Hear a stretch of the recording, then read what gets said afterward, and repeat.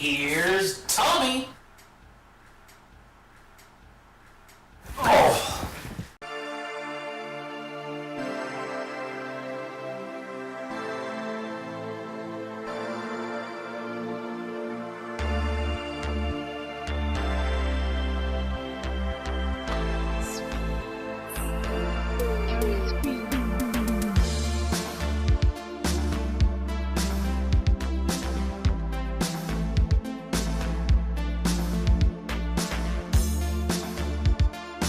Welcome, ladies and gentlemen, to another episode of Cinema Gems with your hosts, Aaron Kramers and Tom Sapellan, or Hey Tommy as they want to call him. And today we're going to be talking about the 1980 Stanley Kubrick horror classic, The Shining. I mean, this is kind of like when you think about the granddaddy of horror films in a way. Yeah, it's the kind of horror movie where, like, you have a conversation with someone about horror movies and you hear them like, I don't like horror movies, but I do like The Shining. And that's kind of what the point, because this was Stanley Kubrick trying to make his horror film, and if you know Kubrick, he always likes to make his stand out from the rest kind of thing. He's a perfectionist. He's a very perfectionist, but he also likes to make his films a little above the norm. He wants to sort of stand out from the crowd in a way. Mm-hmm. And honestly, you can't get any better than this, really. Yes, like, everything about this movie is excellent. It's almost a flawless masterpiece when you think about it. Yeah, it's like, you have great cinematography, great performances from everyone. Maybe Shelley Duvall, but I don't think that's her fault. That's the director's fault, because he was like terrorizing her on set and stuff. Yeah. We feel for you, Shelley. I'm sorry, girl. Yeah. And the score, I quite like. It's not a typical horror movie score when you think about it.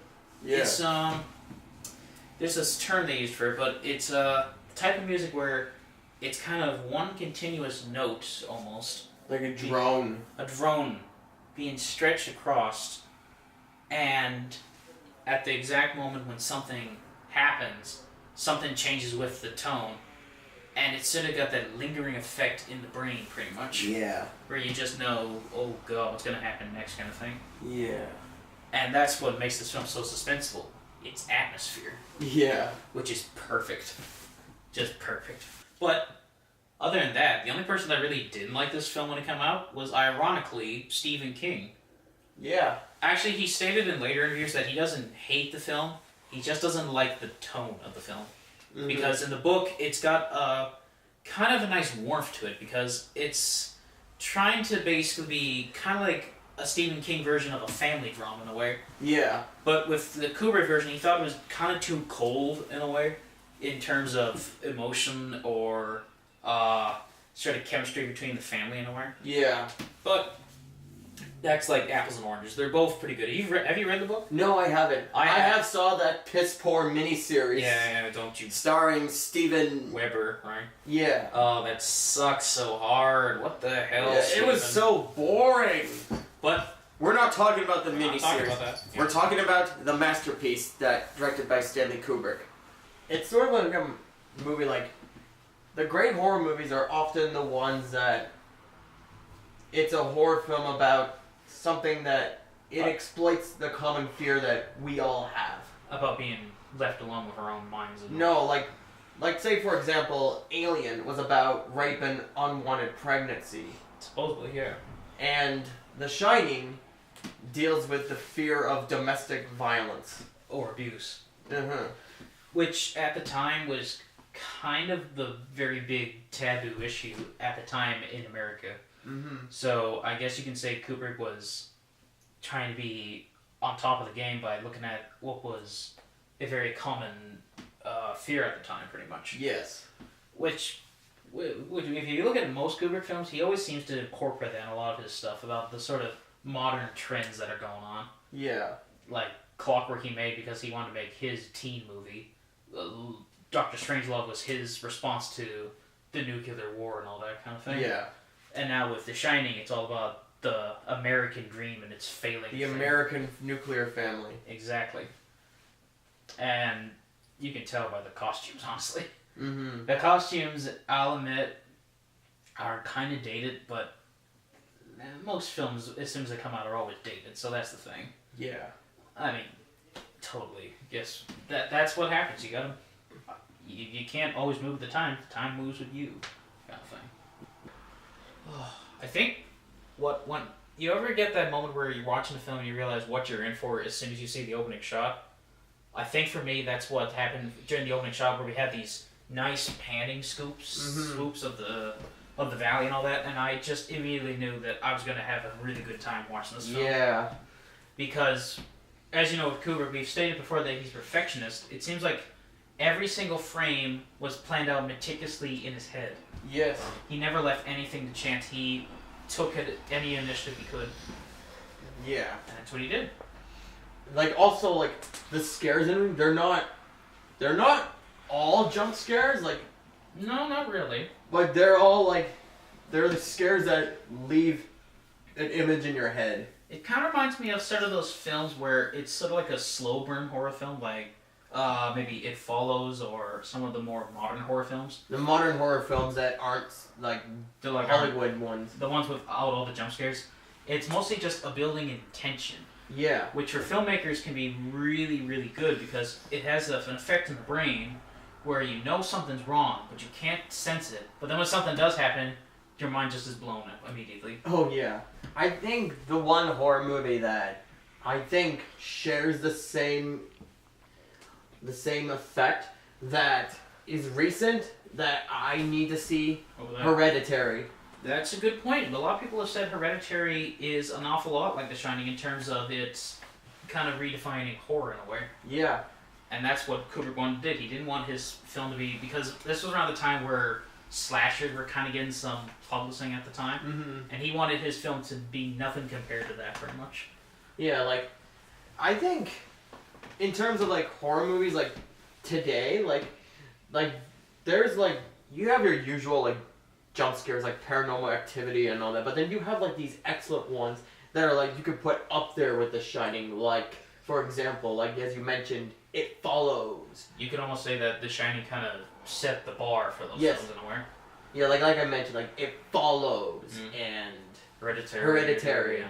Oh, what else? What was that one film Upgrade can also kind of be considered. I would say Upgrade's more of a sci-fi action movie than that, but it does have some interesting. What would you say about building. Would you say The Conjuring would be up there? I guess you could say The Conjuring. It doesn't rely too much on jump scares. It kind of relies. I mean, there are jump scares. Atmosphere. The atmospheres are important because with horror movies, you always want to have the perfect tone for the film, and this film captures that completely. And Oculus also would be up there. Actually, I think Kubrick used a specific method for that. He had the camera positioned in a way that everything that was scary, let's say, was always in the center frame, pretty much. Mm-hmm. So it captures your eyes immediately, kind of. Yeah. Now, if you have one favorite scene that scared you the most about the movie, what is it? Oh, where to choose? I mean, when you think about it, this movie is like an exercise in making the perfect scary scene, and there's like too many to choose. But if I had to choose one, it'd have to be the bathroom scene. Not the one at the bar, the one with Jack and the woman. Oh, the naked woman. Now, I didn't think too much of the scene at first because we started the scene oddly enough on Scatman Crothers in his hotel room, just watching TV. He's just enjoying himself. But then we get that look in his eye, and something you kind of can tell something's wrong, and you don't know what it is. But if you keep with the scene, then we see what he sees with Jack going into the bathroom and seeing the naked woman, because, to be honest, as Jack Nicholson, it wouldn't be the first time that happened to him somehow. Mm-hmm. He hanged out with Warren Beatty, folks. What more do you want? Yeah. But what's got me then is just the way that it's shot. It's very close set, so there's not much room to move, so we're very in your face about it, kind of. But then when we get the Hag transformation, and she's coming towards the camera, I just was so creeped out about when that happened, and that image stayed with my head for a while. Thanks, Kubrick. Yeah. And as soon as that happened, I just didn't know what was going on. I thought, is this real? Is this in Jack's head? What's going on? I would say for me, the scene that scared me the most was the twins. Oh, those creepy little twins. Yeah, it's funny. A little story, actually. When I was a kid and I watched Twister, not a scary movie at all. Oh, God, no. It's a tornado roars in it. Come on. Okay, there was a scene at a drive-in, and like there was a clip. Like I didn't know what The Shining was, and so like there was like this scene and that was playing in the drive-in of this kid who I would later know that is Danny riding his tricycle down the hallway, and then he stopped at these two figures who would be the twins. But you couldn't tell it was the girls at first, right? Yes, and then it would cut to the kid just reacting to it, and then like it really scared me. Well, that seems really intense for that reason I said with the whole cinematography thing. Mm-hmm. The kids are positioned in sort of like the right middle of the camera. But what I really like is the way that Kubrick was able to get down to Danny's eye level, actually. The way that he's got the camera on, I think he had it on some sort of pulley system or something, or sort of like a track. Mm-hmm. And he was able to follow the actor around behind him at the same speed as Danny. Although there are some scenes where we're not with Danny and it feels like we're flying off and around, but we're always with Danny, pretty much. Yeah. Let's talk about another bathroom scene in the movie also. You know the one I'm talking Oh about. yeah, with him and Mr. Grady in the bathroom. Yeah. Boy, can you tell this came out in the early 80s because of the color. Yeah. But more importantly, that scene is also another technical marvel in of itself because he broke the 180 rule. Yeah, which filmmakers can do, but sometimes it comes off as kind of it makes the audience feel a bit uncomfortable. Yeah. But Kubrick did it in a way that doesn't make you feel too uncomfortable, but maybe uncomfortable enough because we're not supposed to feel comfortable with this scene, pretty much. Mm-hmm. Which is what a good horror film should do, Yeah. in my mind. But then again, Kubrick also had one scene shot 127 times. Yeah. I was thinking, my God, man. After the first 50 shots, I would have been done, pretty much. You got to correct them. As I did, sir. Correct them. Weirdly enough, that's not the first Kubrick film that actor's been in who played Grady. Mm-hmm. It was Clockwork Orange, I think. Yeah, I think so. Hey, we might cover that in a few years. You never know. Yeah, maybe. But Who knows?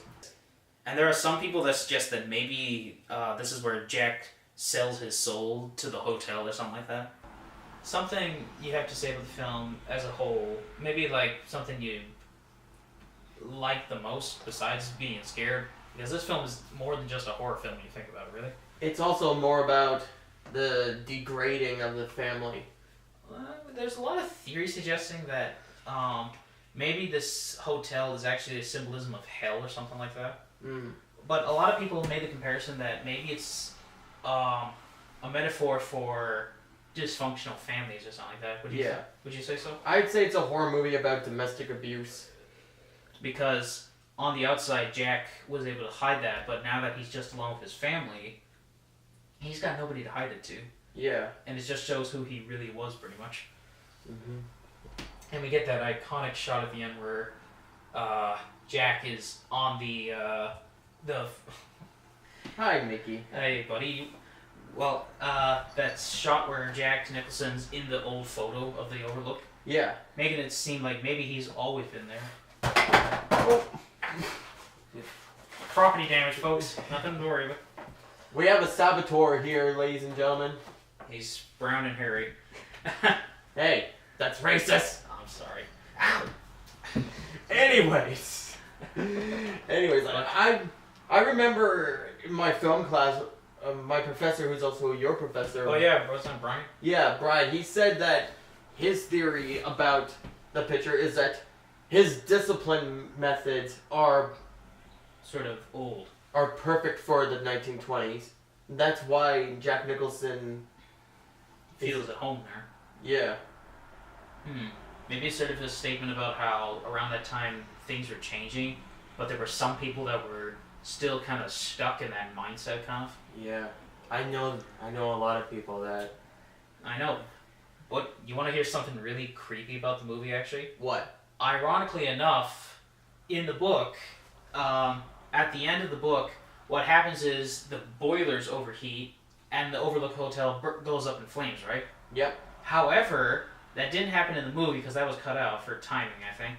But ironically enough, when they were done shooting the movie, the set caught on fire, actually. and it actually burned to the ground. So, coincidence? Maybe. I think not. Exactly. Who knows? Maybe there were some evil spirits on set. Yeah. The fan theories on this movie are insane. Yes, going from believable to just complete bullshit. More or less, yeah. We've got, like, theories suggesting, like, this is a metaphor for the Holocaust, or this is a metaphor for the American execution of Native Americans. Yes. Apparently, Stanley Kubrick got on record saying that the whole imagery of the Indian stuff is because he was a real he was a real Washington, D.C.'s fan, apparently. Yeah. Or something like that. Other than that, overall, what would you have to say about the film? I would say that The Shining is one of the best horror movies ever made. That's fair, yeah. And because of that, I'm giving it a 10 out of 10. Okay. Oh, as I've said before, this is one of the greatest, in my mind, one of the greatest horror films. Not because it's the most violent, or it's got the most outrageous concept, but because of its way to stick with you and still creep you out to this day. Mm-hmm. And because of that, I'm going to give it a 10 out of 10, because that's just how perfect it is to me. Stanley Kubrick was the master, and it pains me to think that we'll never see a guy like him ever again, kind of thing. Yeah. Oh, there'll be some other there are some other filmmakers that are like him, you know? I know, but in my mind, he's one of a kind. Yeah. Alright. Hope you guys enjoyed the video. If you did, hit the subscribe button if you haven't already. Press the like button. And follow us on Facebook, Twitter, and Instagram. And we're also on Patreon, where you can donate your money. And we'll come back to you guys on some of the suggestions, kind of thing. Yeah. I'll see you guys next time. Take care. Adios, guys.